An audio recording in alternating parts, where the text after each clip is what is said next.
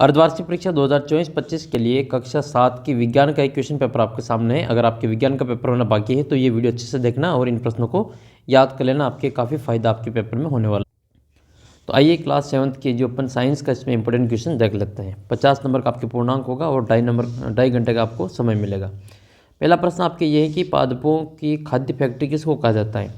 जड़ को, तने को, पत्तियों को या फिर फूल को? तो इसका उत्तर अपन क्या करेंगे, ये पत्तियां कह देंगे। ठीक है, पत्तियों को जो पादपों की खाद्य फैक्ट्री कहा जाता है, क्योंकि पादपों का जो भोजन बनता है वो पत्तियों के द्वारा ही बनता है, प्रकाश संश्लेषण की क्रिया के द्वारा। हमारे मुख में कुल कितने दांत होते हैं? तो हमारे मुख में टोटल 32 दांत होते हैं। तो इसका आंसर अपन अ वाला उत्तर करेंगे।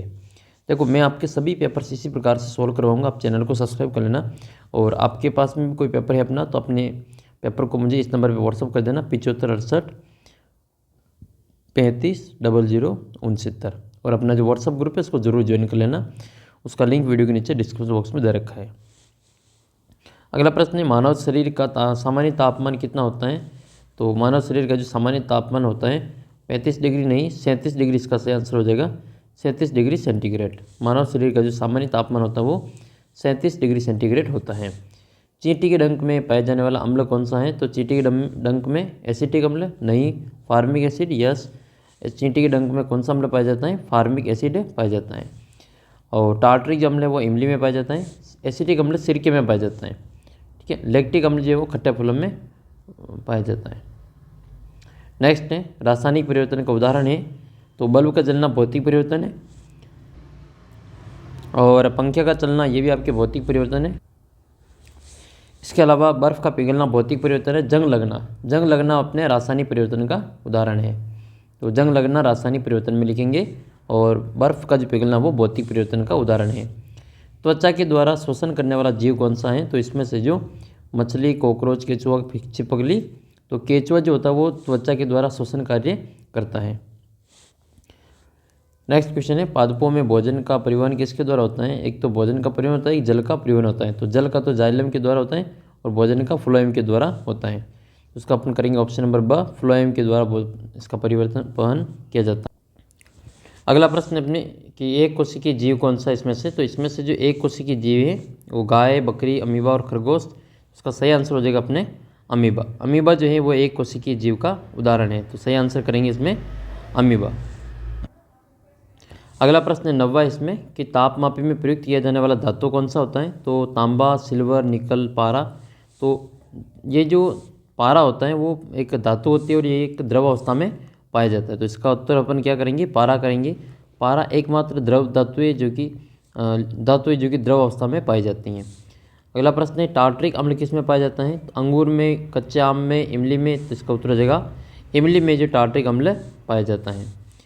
अगला प्रश्न है, रिक्त स्थान की पूर्ति करनी है। तो प्रश्न संख्या 1 है, पत्तियों में एक हरा वर्णक पाया जाता है जिसके कहा जाता है, तो हरे वर्णक को क्लोरोफिल कहा जाता है। तो इसमें अपन क्या भरेंगे, क्लोरोफिल भर देंगे। क्लोरोफिल कहा जाता है पत्तियों में, जिसके कारण पत्तियों का रंग हरा होता है। कोई वस्तु कितनी गर्म है इसकी जानकारी किसके द्वारा प्राप्त होती है? तो ये उसके ताप के द्वारा प्राप्त होती है। तो जानकारी उसके ताप द्वारा प्राप्त होती है। अम्ल जो होते हैं वो स्वाद में कैसे होते हैं? तो अम्ल स्वाद में जो खट्टे होते हैं, अम्ल स्वाद में खट्टे होते हैं, जबकि क्षार जो होते हैं वो स्वाद में कड़वे होते हैं और छूने पर साबुन जैसे चिकने लगते हैं। तो अम्ल स्वाद में खट्टे होते हैं। अच्छा, एक प्रश्न का उत्तर आपको कमेंट करके बताना कि मानव का जो खून होता है, रक्त होता है, उसका रंग लाल क्यों होता है? किस कारण से जो मानव का रक्त का जो रंग है वो लाल रंग का होता है? अगला प्रश्न अपना ये कि ऐसे परिवर्तन जिसमें नए पदार्थ बनते हैं उसको अपन कौन सा परिवर्तन कहते हैं? जिसमें नया पदार्थ बनता है उसको रासायनिक परिवर्तन कहा जाता है। ऐसा पदार्थ जिनमें नया पदार्थ बनता है उसको अपन रासायनिक परिवर्तन कहते हैं। पसीने में जल तथा होता है तो जल और लवण होता है। पसीने में जल तथा लवण होता है। अगला प्रश्न अपने कि कॉलम 1 को कॉलम बी से सुमेलित करना है। तो दही में कौन सा अम्ल पाया जाता है? तो दही में जो लैक्टिक अम्ल पाया जाता है। अगला प्रश्न फिर आपके सिरका में, तो सिरका में पाया जाता है एसिटिक अम्ल। तो सिरका वाले में एसिटिक अम्ल पाया जाता है। फिर बचा अपने अंगूर। तो इसमें आपकी जो अंगूर है इसमें पाया जाता है टार्टरिक अम्ल। और ये आंवला है, इसमें पाया जाता है एस कार्बिक अम्ल।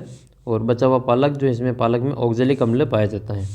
इनको याद रखें। ये दही में लैक्टिक अम्ल पाया जाता है, सिरका में एसिटिक अम्ल पाया जाता है, आंवले में एस्कार्बिक अम्ल पाया जाता है। ये विटामिन सी का पूरा नाम है, ये वैज्ञानिक नाम है। और अंगूर में पाया जाता है टार्ट्रिक अम्ल। अंगूर और इमली इन दोनों में टार्ट्रिक अम्ल पाया जाता है।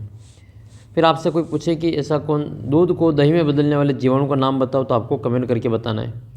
दूध को दही में बदलने वाला तो जो जीवाणु होता है उसका नाम आपको कमेंट करके बताना है। अगला प्रश्न है, पादप अपना भोजन किस प्रकार बनाते हैं? तो पादप अपना भोजन जो है वो प्रकाश संश्लेषण की क्रिया के द्वारा, सूर्य के प्रकाश की और के द्वारा जो पत्तियां जो है अपना भोजन बनाती हैं। प्रकाश संश्लेषण की क्रिया उसको कहा जाता है। भोजन में प्रमुख अवयवों के नाम लिखिए। तो भोजन के प्रमुख अवयव कौन कौन से? सबसे पहले लिख लेंगे इसमें वसा, प्रोटीन। ये 6 प्रमुख अंग हैं, इसके अवयव है। वसा, प्रोटीन, कार्बोहाइड्रेट, इसके अलावा खनिज लवण और विटामिन और जल। ये 6 प्रमुख है जो पोषक तत्व के रूप में जाने जाते हैं। अगला प्रश्न फिर आपका ये कि सर्दियों में ऊनी वस्त्र हमें उष्ण कैसे बनाए रखते हैं, इसका आपको समझाना है, वर्णन करना है। नेक्स्ट क्वेश्चन है की ओर बढ़ते हैं। Question number 24। क्वेश्चन नंबर 24 है कि किन्हीं 3 प्राकृतिक शुष्कों के नाम लिखिए। तो एक तो आप लिखेंगे हल्दी, दूसरा लिखेंगे इसमें गुड़हल के फूल, गुड़हल के फूल, गुड़हल के फूल, एक है अपने लिटमस पत्र, लिटमस पत्र। ये सभी आपके जो प्राकृतिक शुष्कों के उदाहरण हैं। नेक्स्ट है भौतिक परिवर्तन और रासायनिक परिवर्तन के दो उदाहरण लिखिए। तो भौतिक परिवर्तन में तो कोई नया पदार्थ नहीं बनता है, जैसे कि बर्फ़ का पिघलना, बर्फ़ का पिघलना।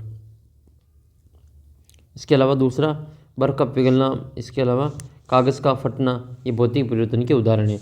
रासायनिक परिवर्तन में हो जाएगा ये कागज़ का जलना। रासायनिक परिवर्तन है कागज़ का जलना। कागज़ जलेगा तो उसमें आपके रासायनिक परिवर्तन होगा, नया पदार्थ बनेगा, तो कागज़ का जलना। और अगला जो बिंदु लिखेंगे हम इसमें, अगला जो है मानव श्वसन तंत्र के उत्सर्जन तंत्र का नामांकित चित्र बनाइए। धमनी और शिरा में आपको अंतर स्पष्ट करना है। तो एक दो अंतर देख लेते हैं इसमें। धमनी जो है वो शुद्ध रक्त को ले जाने का कार्य करती है और शिरा जो है अशुद्ध रक्त को ले जाता है। फिर अगला इंपॉर्टेंट प्रश्न बनता है कि हृदय की संरचना का नामांकित चित्र बनाते हुए वर्णन कीजिए। और रक्त कितने प्रकार का होता है, यह कितने नाम लिखना है इसका। और आरबीसी और डब्ल्यूबीसी का पूरा नाम लिखना है। आरबीसी का पूरा नाम होता है red blood cell, red blood cell इसका आरबीसी का पूरा नाम होता है। डब्ल्यूबीसी का होता है वाइट ब्लड सेल।